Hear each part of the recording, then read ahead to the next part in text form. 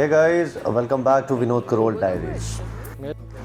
अपने इस वीडियो में हम विज़िट करने वाले हैं एक रोमांचक जगह, Tadoba Andhari tiger reserve. Tadoba Andhari tiger reserve एक 1700 स्क्वायर किलोमीटर का प्रोटेक्टेड एरिया है जो महाराष्ट्र के चंद्रपुर डिस्ट्रिक्ट में स्थित है। ये जगह भारत के सबसे पुराने नेशनल पार्क्स में से एक है और एक प्रोमिनेंट टाइगर रिजर्व माना जाता है। यहाँ की dense forest, high tiger population और डाइवर्स वाइल्ड लाइफ इसे टाइगर सफारीज के लिए एक पॉपुलर डेस्टिनेशन बनाते हैं। इस रिजर्व का इकोसिस्टम टीक और अन्य वेजिटेशन से भरा हुआ है और गाइडेड सफारी के दौरान विजिटर्स को टाइगर, लेपर्ड्स, स्लोथ बियर्स और विभिन्न प्रकार के बर्ड्स देखने को मिलते हैं। यहाँ पहुँचने के लिए नियरेस्ट एयरपोर्ट नागपुर है और नियरेस्ट रेलवे स्टेशन चंद्रपुर है। एक वीकेंड हम भी अपने दोस्तों के साथ मुंबई से निकले और चल पड़े इस थ्रिलिंग वाइल्ड लाइफ सफारी का मज़ा लेने के लिए। मुंबई से ओवरनाइट ट्रेन जर्नी करने के बाद हम सुबह नागपुर पहुँचे।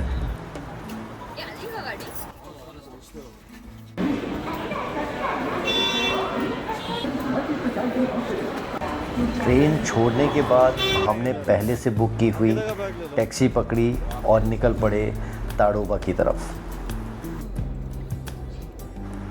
ताडोबा तक का हमारा ये सफ़र लगभग 3 घंटे का होने वाला था।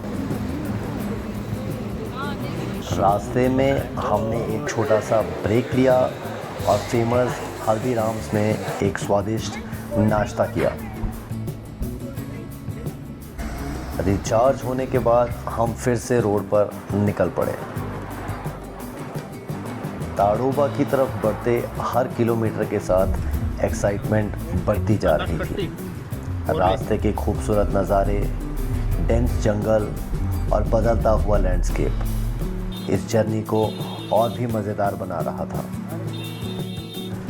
लगभग 3 घंटे का सफ़र करने के बाद हम फाइनली मोहाली पहुँचे। यहाँ पहुँचते ही सबसे पहले हमने पहले से बुक्ड MTDC रिसोर्ट में चेक इन किया। We have reached the MTDC resort. अभी हम लोग थोड़ा यहाँ पे फ्रेश होंगे, उसके बाद निकलेंगे हम अपनी पहली सफारी की तरफ। बफर जोन में बना ये MTDC रिसोर्ट अपने आप में बेहद खूबसूरत था। रिसोर्ट के बिल्कुल पास ही एक सीरीन लेक थी और कमरों की गैलरी से जो नज़ारा दिख रहा था वो सच में बेहद मेस्मराइजिंग था। फ्रेश होने के बाद हम तैयार थे अपनी पहली टाइगर सफारी पर निकलने के लिए। ये हमारा मतलब इस बंदे को हम टाइगर बॉय बोलते हैं। There is a reason for that. वो रीज़न जो है हम बाद में बताएंगे, that's a suspense.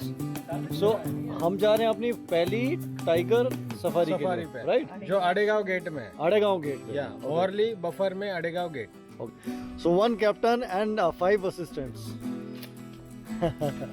And she is the chief assistant. Vice captain. Vice captain. ये 4 घंटे की जंगल सफारी होने वाली थी, इसलिए पेट भरना ज़रूरी था। एक इम्पॉर्टेंट चीज़ है, अगर आप कहीं पे भी वाइल्ड लाइफ सफारी में जाते हैं तो अपार्ट फ्रॉम थिंग्स कि आप कैमरा जो लेके जाते हैं that's fine, but you need really good lenses. This is for wild life. Okay. तो इसका जो जूम है ना, it starts with 200 mm okay. Till 800 mm। तो आपका जो रेंज है, लाइक छोटा बर्ड्स भी इसमें यू कैन कैप्चर। ओके। तो instead of going close to the wildlife, आप दूर से इससे कैप्चर कर सकते हो, क्योंकि वाइल्ड लाइफ शाय होती है। आप उसके नज़दीक जाओगे तो दे विल रन अवे। तो this lenses are made for that purpose. हमारी आज की पहली सफारी एक बफर जोन में होने वाली थी और इस बफर जोन का नाम था आड़ेगांव। ये लोकेशन MTDC रिसोर्ट से लगभग 15 मिनट के ड्राइव पे थी।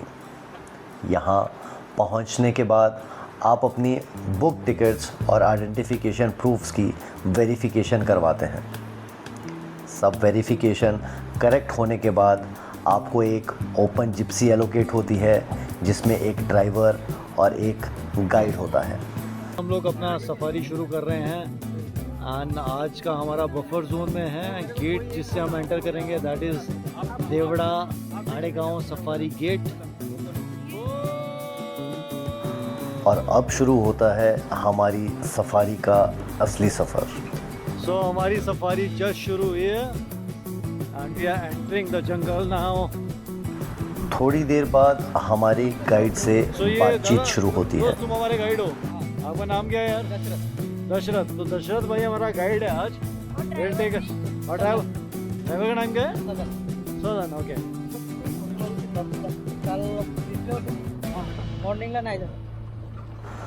बातचीत में उसने पिछले कुछ दिनों की सफारी एक्सपीरियंसेस के बारे में बताया और ये भी बताया कि कौन कौन से टाइगर्स कौन कौन से स्पॉट्स पर देखे गए हैं और किस तरह की साइटिंग्स हुई हैं।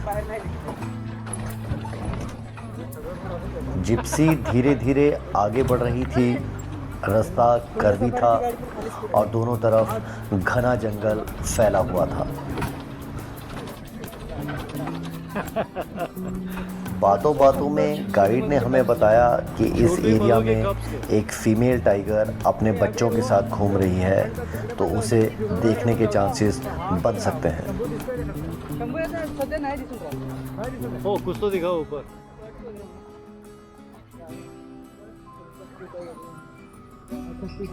और ये है कोई बर्ड था ये। अकेले नहीं रहते, 2 या 3 मिलके दो रहते हैं कपल, ये लाइफ टाइम तक। अच्छा। धीरे धीरे हम जंगल के उन सभी रास्तों को एक्सप्लोर करने लगे जहां बाघ के मिलने की सबसे ज़्यादा उम्मीद थी।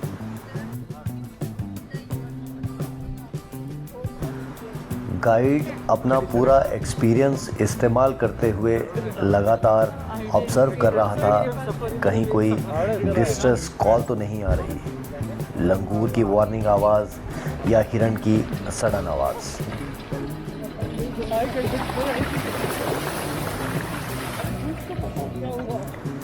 ऐसी कोई भी आवाज़ बाघ की मौजूदगी का संकेत हो सकती है।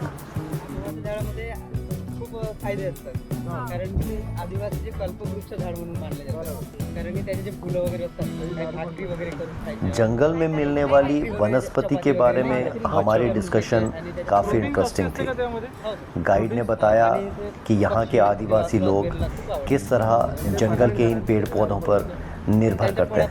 तेल पण काढायचे आणि त्याच्या पानापासून पत्राडी वगैरे काढायचे। हे लेफ्टला आहे मोहचे झाड आहे। कौन सा वाला है? कौन कौन से पेड़ों से मिलने वाले फ्रूट्स, लीव्स और हर्ब्स उनकी आजीविका का मुख्य साधन है। तेंदू वगैरह, तेंदू का बीड़ी बनता है। हाँ, उसका पत्ता बीड़ी बनता है और उसको फ्रूट आते हैं जंगली चीकू। ओके। चीकू से भी ज़्यादा अच्छा लगता है। और सबसे इंटरेस्टिंग था घोस्ट ट्री के बारे में डिस्कशन। एक ऐसा पेड़ जो हर मौसम के साथ अपना रंग बदलता है और जिसकी टेढ़ी मेढ़ी शाखाएं सच में दूर से किसी भूत का आभास कराती हैं। ये शाम का समय था और हमने वाटर बॉडीज़ के पास भी चेक किया, क्योंकि इस वक्त पानी के किनारे बाघ मिलने की उम्मीद सबसे ज़्यादा होती है। जंगल के उस टेढ़े मेढ़े रास्ते पर हम धीरे धीरे आगे बढ़ रहे थे, मन में यही उम्मीद कि शायद किसी मोड़ पर बाघ की झलक मिल जाए कि अचानक सूचना मिली जंगल के किसी कोने में बाघ की दहाड़ सुनाई दी है। ये खबर हमारी उम्मीद जगाने के लिए काफ़ी थी।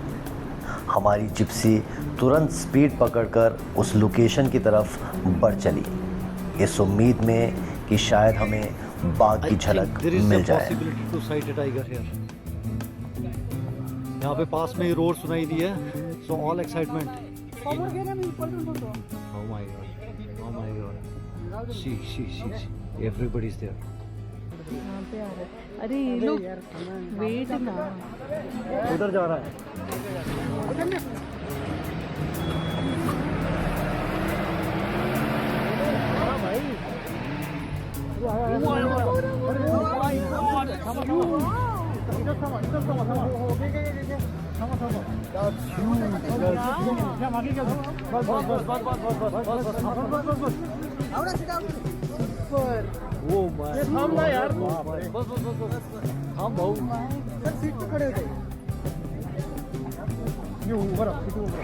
और हमारे सामने था एक full grown male tiger Shambhu.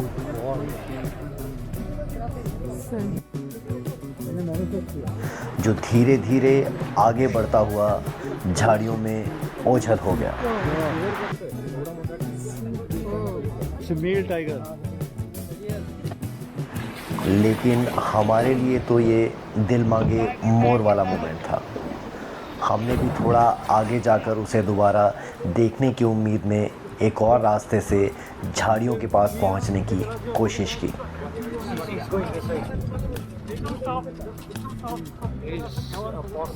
Second possibility of spotting the tiger.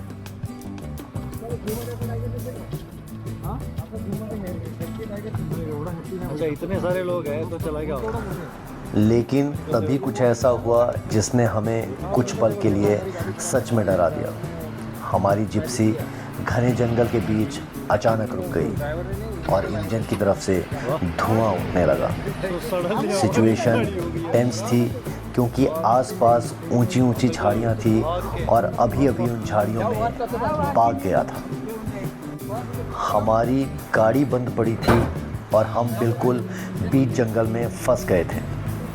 लेकिन ड्राइवर की सूझबूझ और एक्सपीरियंस की वजह से थोड़ी ही देर में जिप्सी फिर से स्टार्ट हो गई और हम अपनी जर्नी आगे कंटिन्यू कर पाए। लेकिन बाघ को दोबारा देखने की हमारी इच्छा पूरी नहीं हो पाई।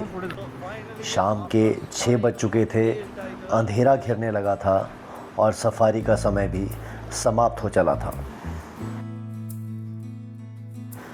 जंगल के राजा को जंगल में देखना एक अनफॉरगेटेबल मोमेंट था। फियरलेस, अपनी ही शान में चलता हुआ, मानो उसे हमारी कोई परवाह ही ना हो। अपने चेहरों पर जीत का एहसास लिए हम वापस अपने रिसॉर्ट की ओर बढ़ चले। चेहरे पर एक अलग ही संतोष था क्योंकि जिस उम्मीद के साथ हम पहली सफारी में आए थे वो उम्मीद पूरी तरह सफल रही थी। हमारे दिन का बड़ा फ्रूटफुल एंड रहा है। We spotted a dark tiger.